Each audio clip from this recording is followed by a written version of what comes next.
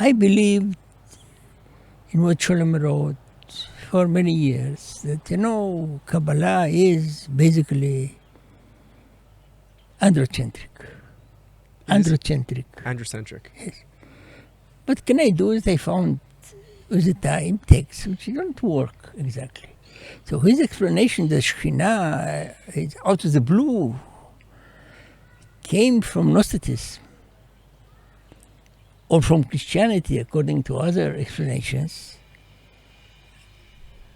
when you can find in Babylonia a term named Shechintu, which is feminine, running a palace.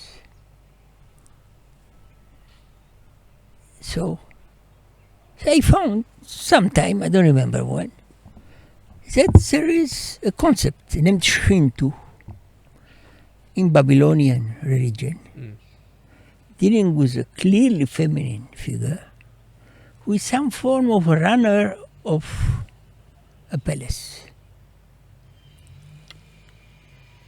So, do you believe that the emergence of the term Shekhinah in rabbinism is just an accident?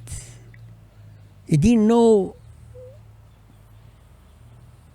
how to put it, Hebrew grammar, and made a mistake. Right. We say Shekhinah is okay, it's a Shekhinah, but it's masculine.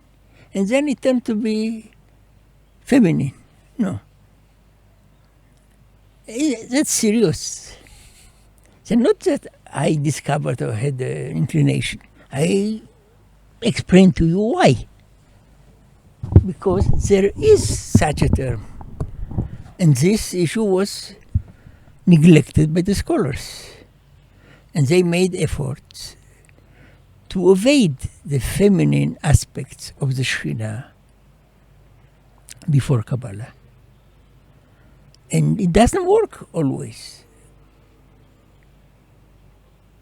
And so I don't believe I have an agenda. I have here a fact.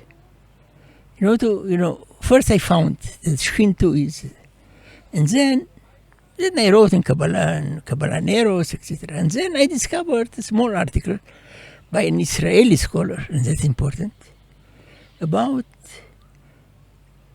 the root Shin Kaf Nun Nakadin. He doesn't know what's Shekhinah, but he's saying it's feminine. So, two different, exactly the same root. What can I do? What can I do if I see something like that? To say, look, be cautious. Don't push against the feminist, because that's a feminist prejudice to say there is no feminine aspects of the Shekhinah. It's a feminist prejudice to say that there's no. It's a feminist project because the feminists would like to show that there is something wrong. Something wrong. So, I don't say the Kabbalists were better husbands or not. I make, how to put it, semantic remark. If you can show me, you know for sure, that Shmot HaMalachim באו מבבל, true? So what's the Shekhinah came from Babel? Right. What's the problem? Right. Shmot HaChodashim באו מבבל. Right. The names of the months, the Hebrew months. No. Yes. So I said, no, but Shekhinah didn't come. Right. Now she remains there. Right. No. Right. Look, Yes. this claim about the Shekhinah, I mentioned it several times to scholars dealing with Shekhinah. And I told them, look, you don't have to believe me. Just open a dictionary of Assyrian and see what's written there. No one did it. No one say, look, there's an enigma here. Okay, there is something there, but people don't open the dictionary. Written by people who had no idea about Kabbalah, no agenda. Right.